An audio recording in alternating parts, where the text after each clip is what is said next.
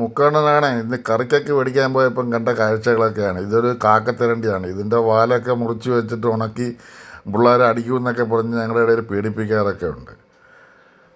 ഇതൊരു ചെറിയ ഏതാണ്ടതാ ഞണ്ടുണ്ട്. നല്ല ഫ്രഷ് സാധനങ്ങളാണ്. അത് കായലിലാണ് ഇതെല്ലാം. പിന്നെ കടൽ വിഭവങ്ങളും ഒക്കെ ഉണ്ട്.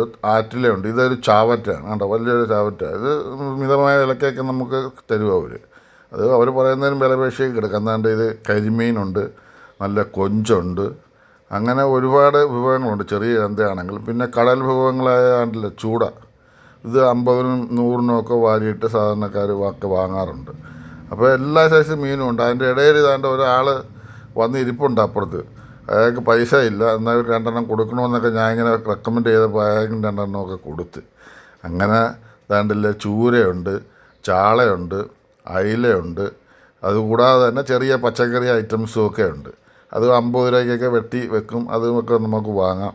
അതുകൂടാതെ തന്നെ നമ്മുടെ പയർ നല്ല ഫ്രഷ് പയറാണ്. മാങ്ങായും ചക്കയും അങ്ങനെ എല്ലാ ഐറ്റംസും ഒക്കെ അവിടെ ഉണ്ട്. അതുപോലെ ചീനിയുണ്ട്. അപ്പോൾ ഇതെന്ന് പറയുന്നത് ഈ വരുന്നത് കുരിയപ്പുഴ എന്ന് പറഞ്ഞ ഒരു സ്ഥലത്താണ്. അതായത് ബൈപ്പാസിന് 1 കിലോമീറ്റർ ചുറ്റളവിലാണ്. അപ്പോൾ എല്ലാവർക്കും